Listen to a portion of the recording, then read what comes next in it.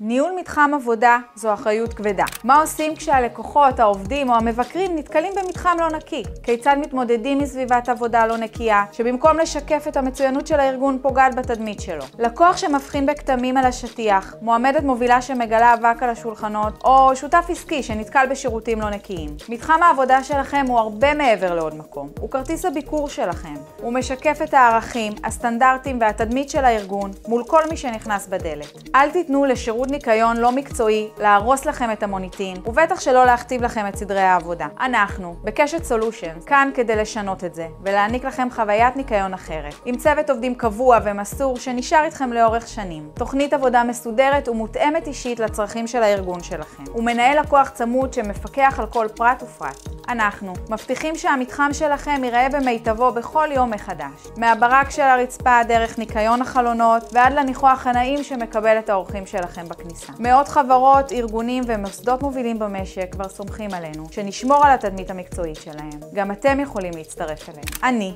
שירן פרץ, בעלים משותפת בקשת סולושנס. אני כאן כדי להציע לכם חוויית ניקיון אחרת, ומזמינה אתכן לגלות איך ניקיון מקצועי באמת נראה. גם לכם מגיע ליהנות ממתחם עבודה נקי, מתוקתק ומזמין, שמשקף את המצוינות של הארגון. לתיאום שיחת היכרות, השאירו פרטים כאן, ואנחנו נדאג לכל השאר.